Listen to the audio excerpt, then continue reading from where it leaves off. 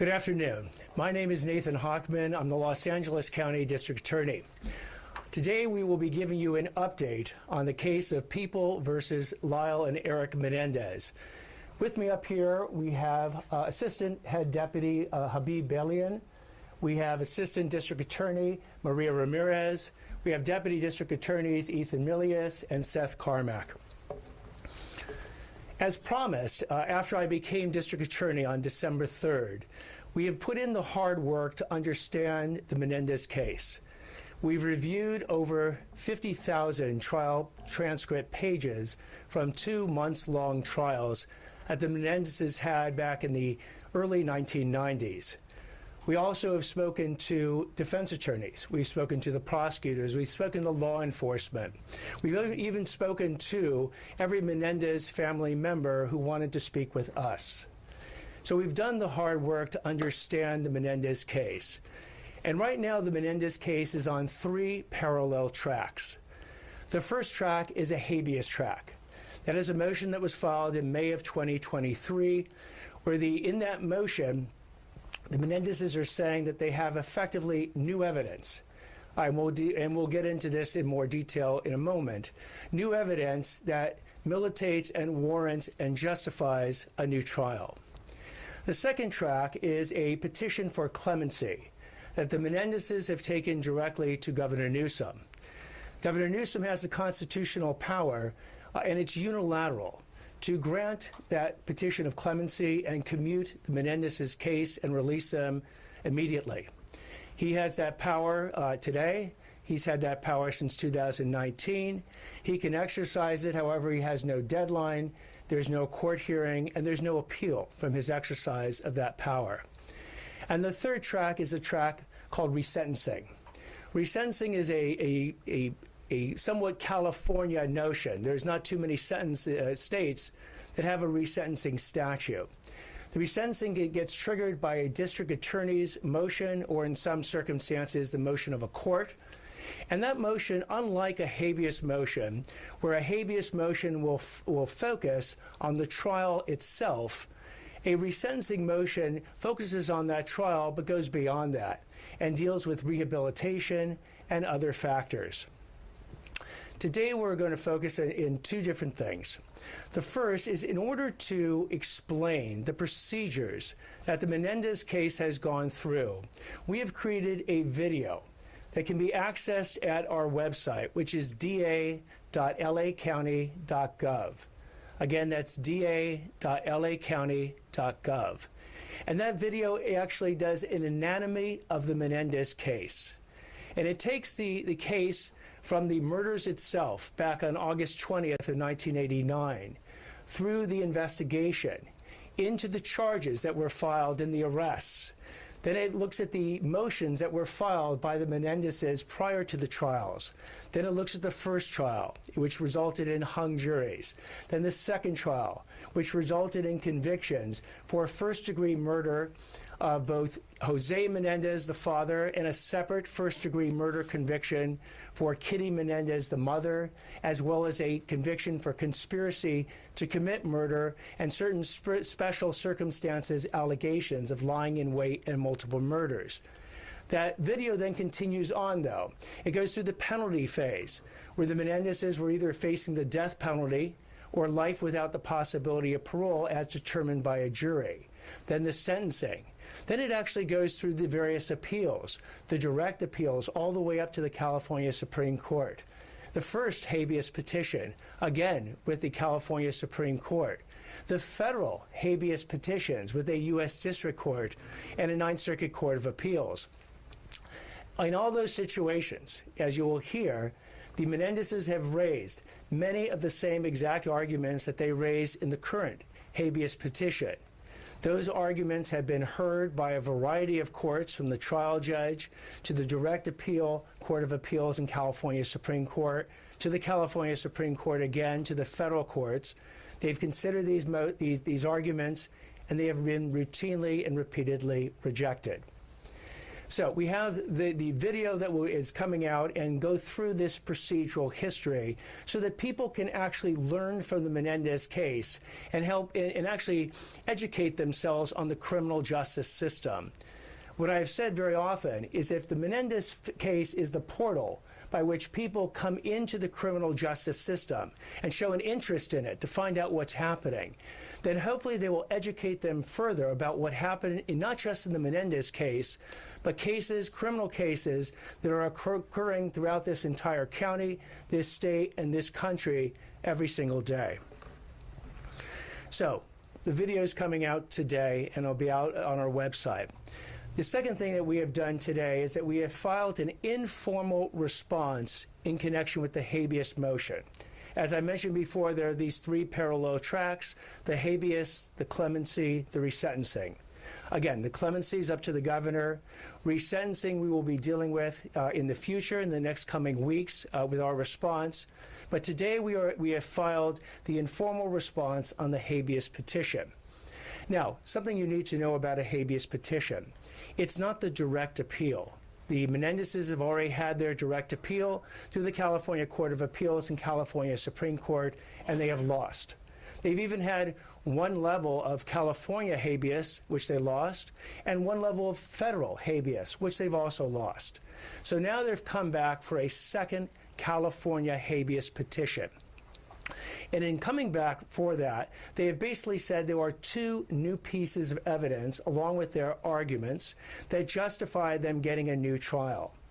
Now, in a habeas petition, there are very rigorous requirements to actually get that new trial, which makes sense, because you've already gone through all these different layers of review. And if you've been rejected time and time again, at some point the system says that unless you have something very new and very compelling that is more likely to change the outcome of this case, then we are going to again reject your habeas petition. So when they come out in this case, they come out with two new pieces of evidence.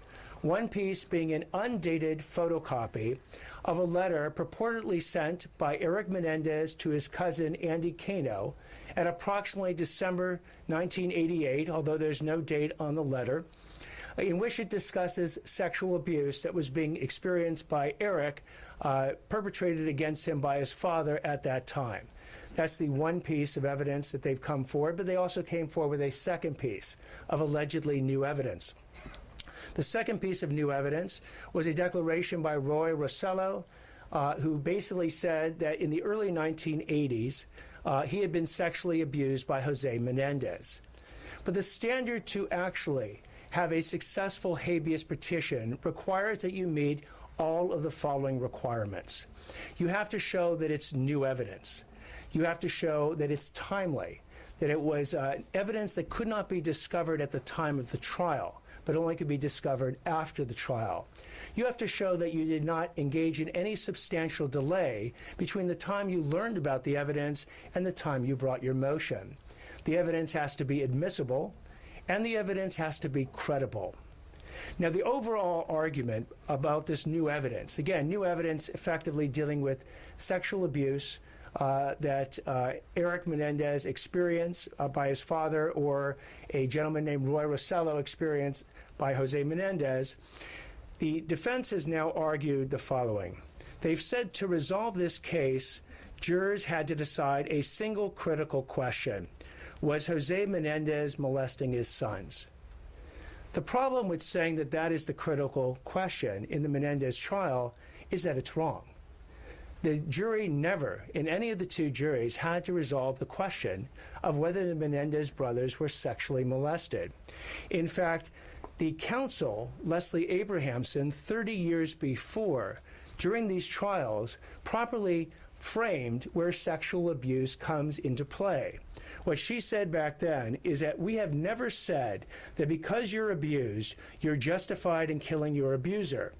We didn't argue that, and we never will. Well, 30 years later, apparently, the Menendez counsel is arguing just that. Because what the jury had to figure out is on the night of August 20th, 1989, did the Menendezes conspire to kill both their father and their mother that night? Did they in fact kill them? And what was their state of mind at that time on the night of August 20th, 1989? Did they engage in these killings willfully, deliberately, and with premeditation, or was it an act of self-defense? They had an actual fear of imminent harm, that both their father and their mother was going to kill them, and they acted in self-defense. The sexual abuse part, as Leslie Abrahamson recognized correctly back then, was not a fourth question for the jury to answer. So when we look now at the factors dealing with this new evidence, we can go through these factors. Timely evidence that is discovered after the trial, for which there is no substantial delay in presenting it. Well, if this letter, supposedly dated December 1988, written by Eric Menendez to Andy Kano, is to be believed, and that it was actually sent at that time, here's what we know. We know that Eric Menendez, during his second trial, testified for 7 days about graphic descriptions of the sexual abuse that he had encountered by his father between the ages of 6 and 18. He also talked about sexual abuse that his brother Lyle had experienced by his father between the ages of 6 and 8. That evidence was brought in, and he was asked about who he spoke to about this sexual abuse during that time period. He said he had spoken to Andy Kano. When did he speak to Andy Kano? He said when he was between the ages of 12 and 13, and Andy Kano was approximately 10 years old. That was before Eric Menendez moved from New Jersey to California, roughly 6 years before these 1989 killings. So Andy Kano also testified in the trial, and Andy Kano relayed the same information, that he had had this conversation with Eric Menendez 6 years before the 1989 killings, when he was 10 and Eric Menendez was either 12 or 13. They spoke several times that year, and that was the only conversations they had about the sexual abuse, only communications they had. So now we have a letter filed in May of 2023 that is supposedly a 1988 letter written from Eric Menendez to Andy Kano about this sexual abuse, never discussed in any of the two trials when Eric Menendez testified or Andy Kano testified. And we believe it's inconceivable, as we've argued in our papers, and defies common sense, that if they had evidence that would show that sexual abuse had been communicated not just 6 years before the events, but 9 months before the 1989 killings, that it would absolutely have come out during one or both of their testimonies. So the fact that it didn't come out, again, goes to whether or not this evidence first was discovered after the trial.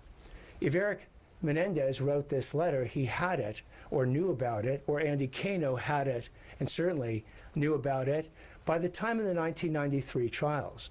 In fact, it's a 1988 letter.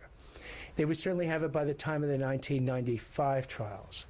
So to say that this letter was not discovered after the trial, as it's been alleged in the defense papers, we believe is just wrong. The second thing with this letter is that if the letter was real, then the question is, when is the substantial delay triggered in actually filing this motion? So what you find in the motion is Eric Menendez is saying, I didn't know about the letter until effectively a 2015 special by Barbara Walters, where this letter had been given to her, and she actually broadcast this letter in 2015. But remember, this motion, this habeas motion, this second habeas motion, was not brought in 2015. It wasn't brought in 2020. It was brought in 2023. So one of the additional standards for a habeas motion is that you do not engage in substantial delay in bringing this motion. Andy Kano had long since passed. He passed in 2003. So he was now around to actually cross-examine and see if this letter was an actual letter that he had received or not. Or perhaps he received it, but he didn't receive it in 1988. He received it at some date much later than that. So this particular letter it could have been discovered prior or during the trials, and then wasn't presented. It was presented after substantial delay, even when both Lyle and Eric Menendez say that they had this letter. The third standard is admissibility. Let me deal with the Roy Rossello letter to give you an idea how the admissibility standard works. The letter has to be it has to comply with the admissibility standards of evidence in a court. Now remember, in 1989, August 20th, the issue is what is going on in Eric and Lyle's head at the time they shotgunned their parents 12 times to their death. Are they again have an actual fear of imminent harm and death, that their parents were going to kill them that night? Or was it a willful, premeditated, and deliberate act on their part? What they have said about the Roy Rossello allegations, that he was sexually abused by Jose Menendez in the early 1980s, is that they didn't know about this in 1989. They didn't know about this in 1999 or 2009. They first found out about this in 2022, or approximately 2022, about over 30 years later after the killings. So the evidence, if in fact this is true of what Roy Rossello is saying, would not be admissible to show their state of mind in 1989 because they didn't know about it in 1989. So again, it would fail the admissibility standard, as we've argued in our habeas informal response. The last standard, of course, is credibility. Is this credible evidence? We argue in many different ways it is not credible evidence. The first way, as I've discussed before, is that if they had this evidence, if this letter truly existed, the defense counsel would have absolutely used it at the trial, because it would have helped corroborate both Eric Menendez's testimony about sexual abuse and Andy Cano's testimony about sexual abuse, because that letter was 8 months, roughly 8 or 9 months before the murders, not 6 years before the murders. But it was never mentioned, its contents were never mentioned, it was never produced or in any way used during either one of the two trials. But the notion that this letter could be part of a continuum of lies and deceit and fabricating stories required us to go back into the history of the Menendez case to analyze whether or not that would be true. And when we analyzed that, what we found out is that Eric and Lyle Menendez had told 5 different versions of the events of what had happened. The first version that they told is that they did not kill their parents. This was the version they told when they were first confronted, or they first made their 911 call. And they said that someone had murdered their parents, obviously not them. When they confronted the police, and the police showed up that night, they ran out screaming and crying that their parents had been murdered. They'd come home and found them that way. They didn't admit it themselves. That they went ahead, and in that version, again, they said it was a mafia hit. And they had the police investigate whether or not Jose Menendez had been killed by the mafia. That was the first version. The second version was that their father was a violent sexual predator who raped Lyle's girlfriend. This was a version that was shown when Lyle's girlfriend came forward and said that Lyle had confronted her and said that he wanted her to testify that his dad had violently raped her and that he wanted her to testify to that at trial. She refused to do so. The third version that Lyle told was that their father had molested Eric, but the mother had molested Lyle, without any mention of Lyle being molested by his father. Again, that version ultimately didn't show up at trial in their defense.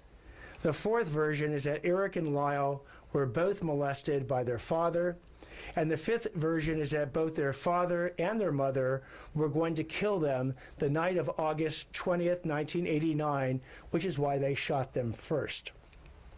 And I want to focus on the difference in many respects between the fourth and the fifth versions. Because again, the key for the trial is basically what happened that night, what was in their head that night. Sexual abuse is abhorrent, and we will prosecute sexual abuse in any form it comes. But sexual abuse in this situation, while it may have been a motivation for Eric and Lyle to do what they did, does not constitute self-defense.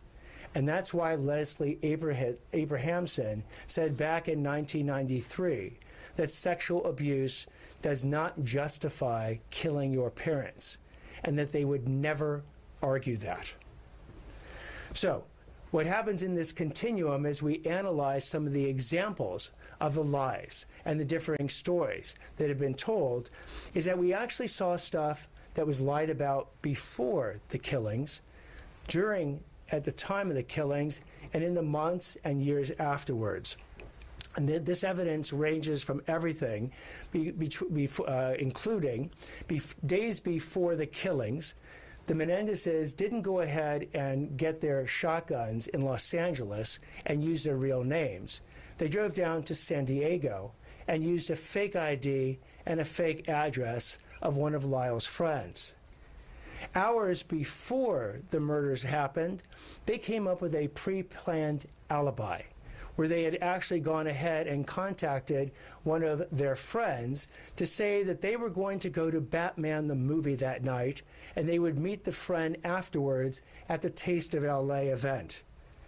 During the murders, the way that the murders actually happened was instructive to understand the deceit and the planning that went into it.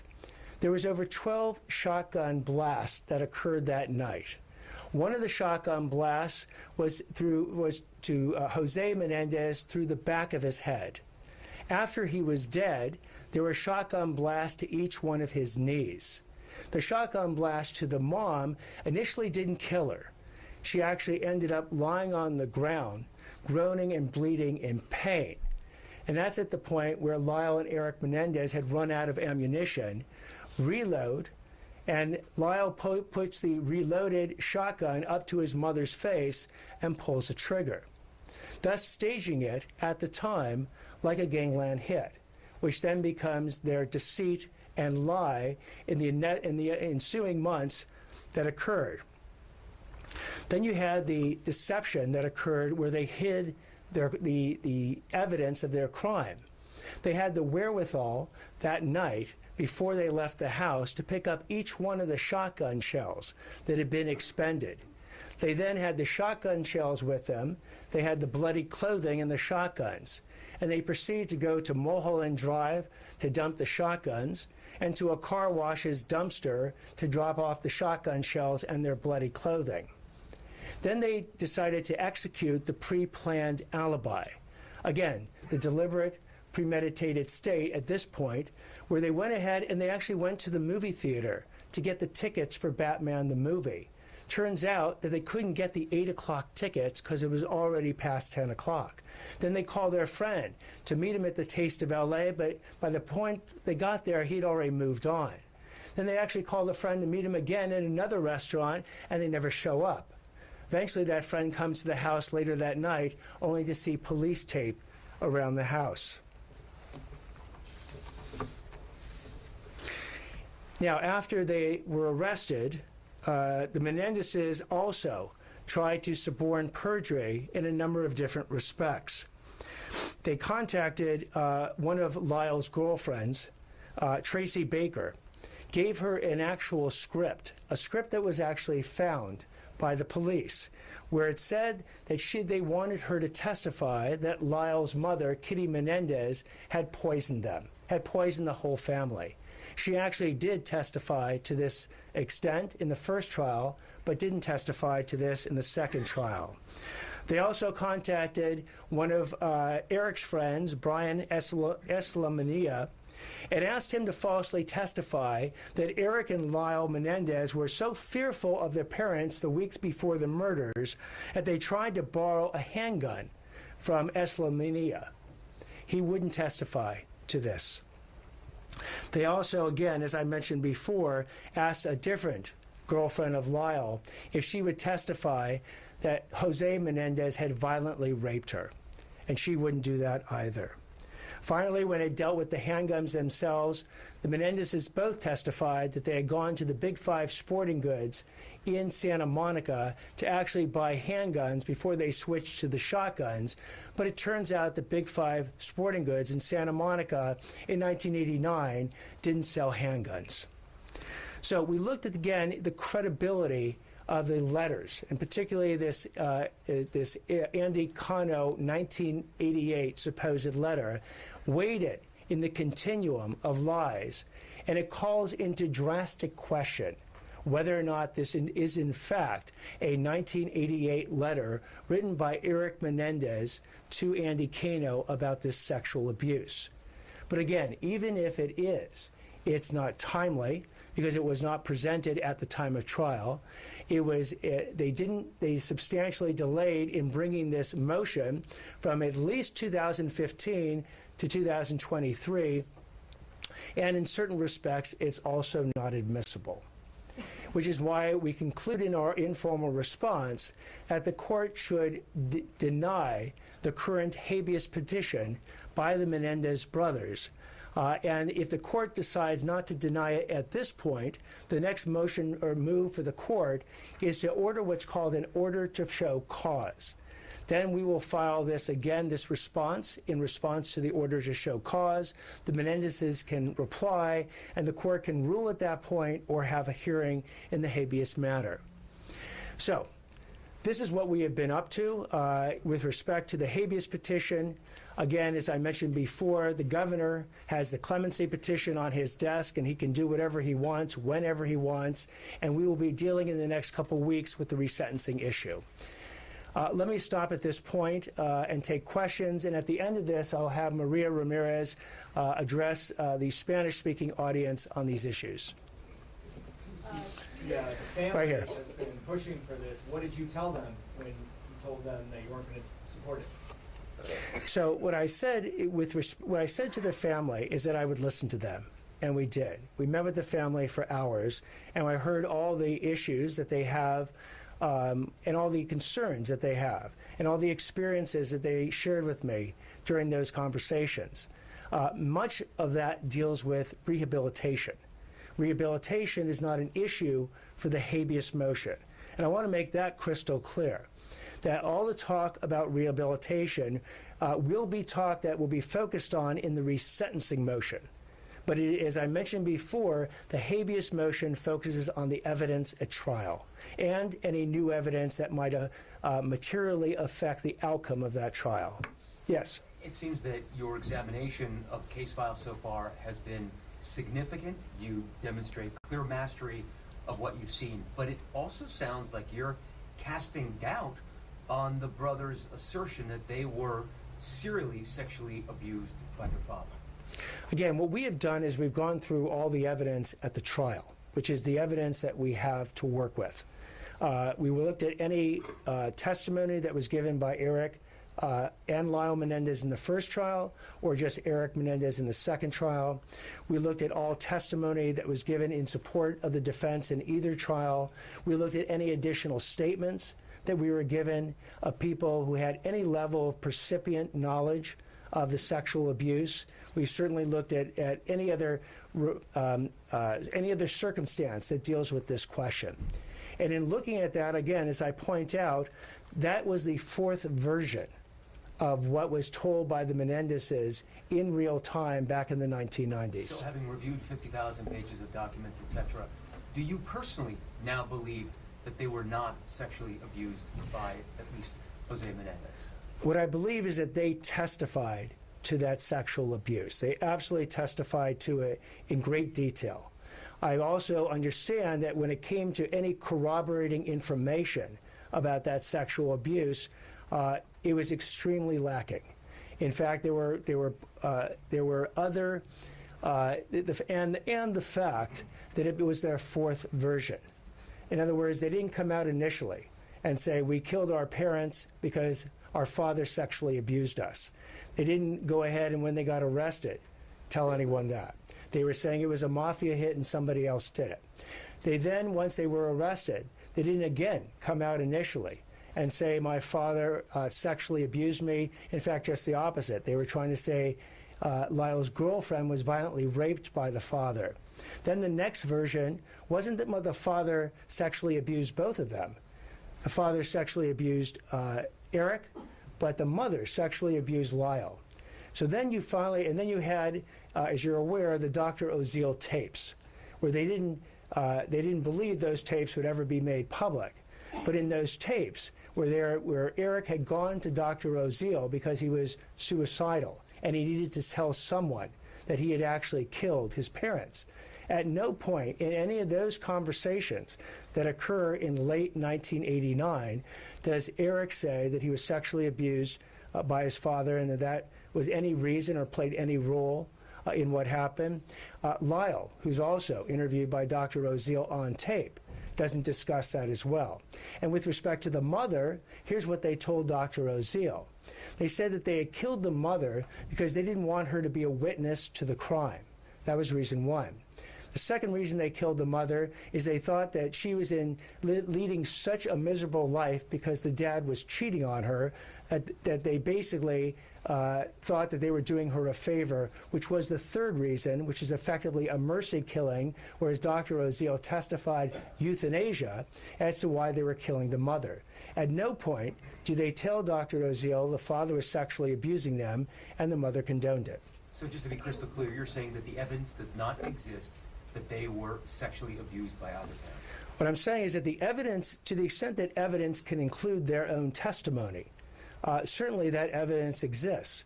Eric Menendez testified for 7 days in the second trial in graphic detail, incident by incident, describing the sexual abuse he experienced by his father.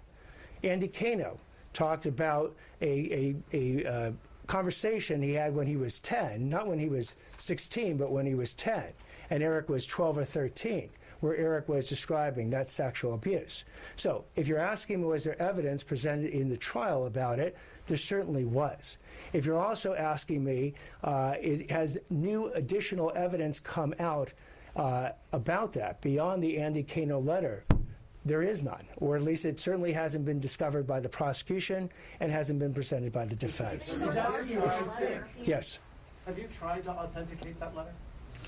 We've asked for an original copy. The only way to truly authenticate that letter, there's only 3 ways you can do it. One, you need the original copy, or you need an envelope with a postmark. We've not been presented with the original. We've not been presented with an envelope with a postmark. The second is Eric Menendez.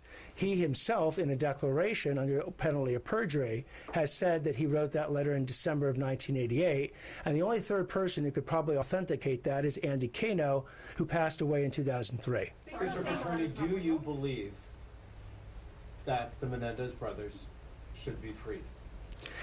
The question about whether or not the Menendez brothers should be free will ultimately be a court question. Our job is to give the court the information and make the arguments, and particularly, and again, when it comes to the habeas motion, let me just start with the habeas motion, because that's what's teed up here. The Menendezes are asking for a new trial. In a habeas motion, I want to make this clear, you would not get off.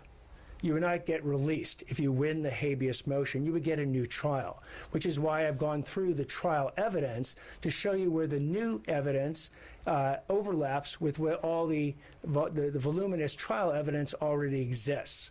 So at the end of the day, with respect to the habeas, you would not get freed in any event, even if you won. And as I said, with respect to this habeas, we believe it should be denied. Have you just laid out a case, though, that Governor Newsom at least should think twice before he would even consider granting clemency?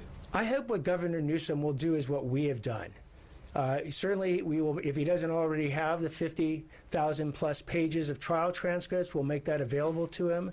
I hope he speaks to prosecutors, defense attorneys, the Menendez family members. I hope he reviews all the rehabilitation records. Those also are voluminous, but they play in the resentencing motion. The clemency power he has is vast. It's unilateral. He can do it literally today. He could do it tomorrow if he chooses. He could also do nothing. Now, one example, that is the power that he has with respect to it. And as I pointed out as well, and this is an interesting aspect of the governor's power. When it comes to resentencing, let's focus on that for a moment. What you'll have is that there'll be a resentencing hearing at some point. The judge makes the final call there. The judge can keep the sentence as life without the possibility of parole, or he can change the sentence to life with the possibility of parole. Let me play that out for you for one moment. If the judge, not the prosecutor, not myself, but the judge makes that decision at the hearing, then what will happen is it'll go to the parole board. That's the next stop in the chain of events. The parole board will then have a parole hearing at which Eric and Lyle Menendez will present the reasons why they should get parole. The parole board itself can make one of two choices. It can recommend the granting of parole, or it can recommend denying parole. And then guess who gets the case at that point? The governor. The governor then has 120 days to do one of three things. He can affirm that grant of parole, and they would be released. He can he can modify, or he can actually reverse the grant of parole, and then they will not be released. And there's no appeal at that point. Now, as an example of where the governor has exercised the power to reverse the parole board, I point you to the case of Sirhan Sirhan. Sirhan Sirhan was the assassin of Senator Robert F. Kennedy back in 1968 in Los Angeles. He was originally given the death penalty, but the Supreme Court overturned the death penalty, so he got a life with the possibility of parole sentence. For 40 years and 15 parole hearings, Sirhan Sirhan had his parole turned down by the parole board. But on the 16th hearing in 2021, the parole board for the first time went ahead and granted parole. Then it went to Governor Newsom's desk. He looked at the fact that Sirhan Sirhan had been in jail or prison for over 50 years. He was in his late 70s. He was in diminishing health. But Sirhan Sirhan had never fully accepted responsibility for the actions that he engaged in. So the governor determined him to be a danger, notwithstanding all other factors, and actually reversed the parole grant for Sirhan Sirhan, who remains in bars today. Yes, right here. It would seem, just sort of big picture, hearing everything you're laying out right now, it would seem like you are leaning towards not recommending they should be resentenced. Is that fair to say? So with respect to resentencing, we have not finalized where we're going to end up, because it's not just the trial analysis. It requires an additional substantial analysis on the rehabilitation factors and other factors that are very unique to the resentencing statute. We estimate within the next 2.5 weeks, we'll be filing something at that point, and then we'll make our position very clear. Let me take one in the back.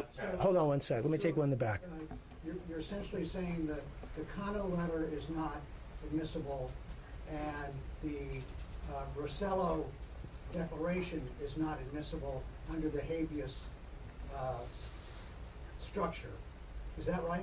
So the Cano letter actually would not be timely, because we believe, for as far as Eric Menendez is concerned, it's a letter that wouldn't be discovered after trial, since he wrote it in December of 1988, and the trials were in 93, 95, and 96.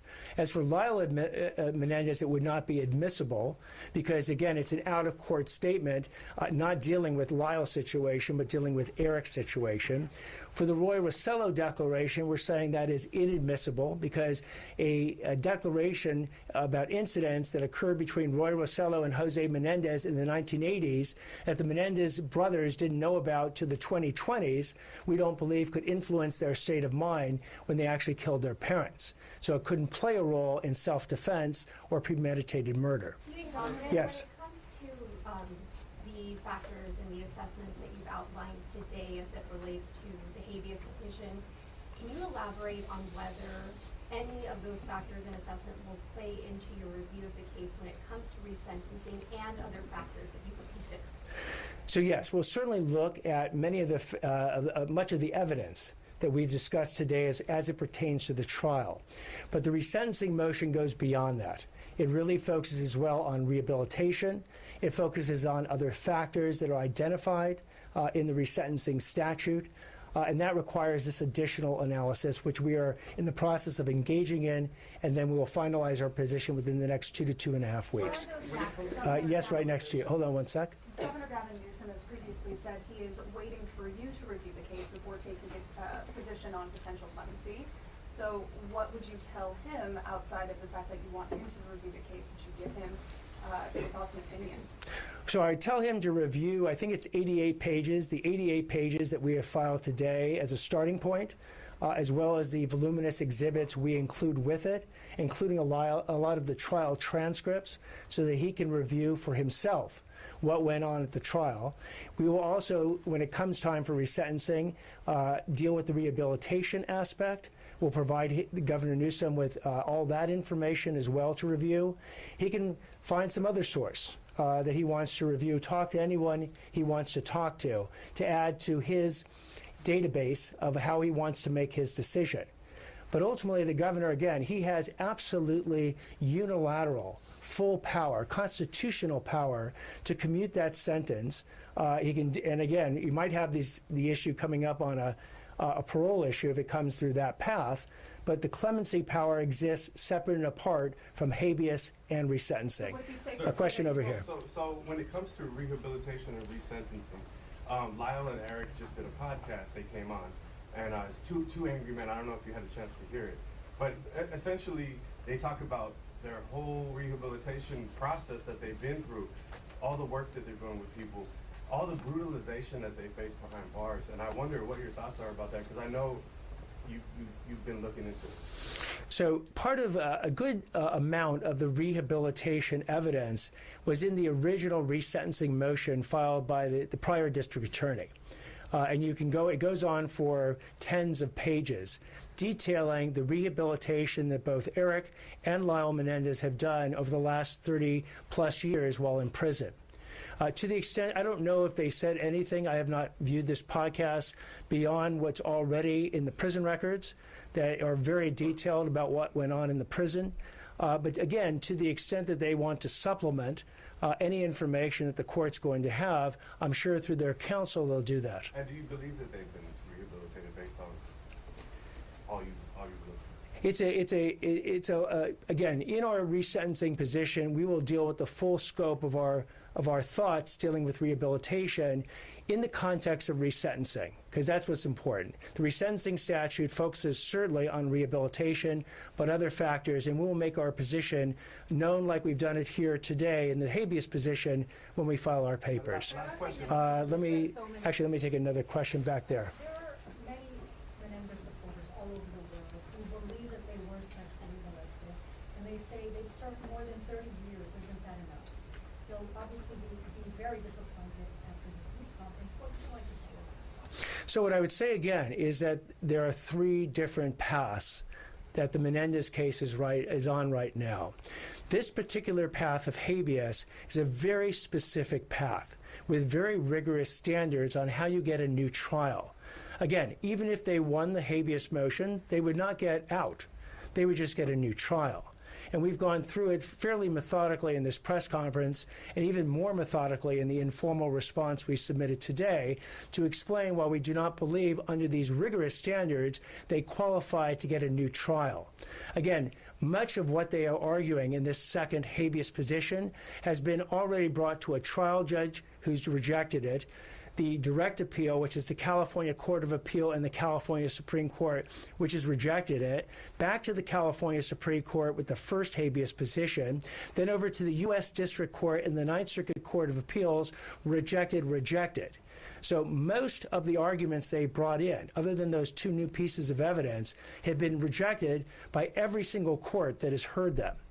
So again, with respect to the habeas petition, I don't know if people understood what was involved with the habeas petition and how very specific and narrow it is, but that's why I've done my best, both in this press conference and in the video that we've put out, to explain how these processes work.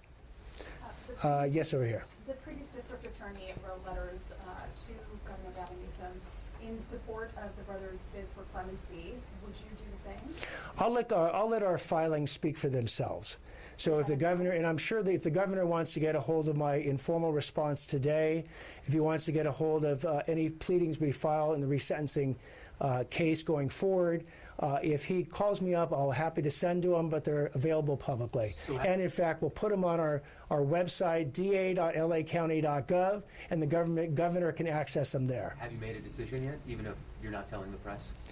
We have not made a decision on the resentencing issue. We're still in the process of not just analyzing the trial evidence, but analyzing the rehabilitation and all the other evidence that's required in a resentencing motion. District Attorney, you haven't spoken to the brothers yet, and we know you don't have to. Would you like to? Again, it's not, the defense counsel has never offered to make the brothers available for me to speak with personally. Whether I speak with them or not, starting with the habeas petition, is irrelevant. Because again, what this focuses on is a very narrow legal standard on whether or not the new evidence, these two new pieces of evidence, meet all those standards I've gone through, warranting a new trial. With the resentencing, again, the Menendezes have put letters already that they have written in connection with the resentencing. We've read those letters. We will be considering those letters as well as all information that the defense has provided. I don't believe actually my speaking with the Menendezes one way or the other would influence what I ultimately come down and do. The record is very voluminous and I believe very complete. Next to yourself. Do you believe, times have changed and maybe now we have a better understanding of what it's like to process childhood sexual abuse, looking back? I mean, I think that we've certainly, our abilities to understand it over the last 30 years have certainly improved. But the question back, and this is why I focus on what Leslie Abrahamson said about the role that sexual abuse played at the trial. As she said, sexual abuse does not justify killing your parents. It doesn't that day, and it never will. And that's why I want to make crystal clear. That came from Eric Menendez's counsel in 1993. And so, again, whether or not sexual abuse understandings have improved over the years, certainly as it affects this habeas petition, has no bearing. Yes?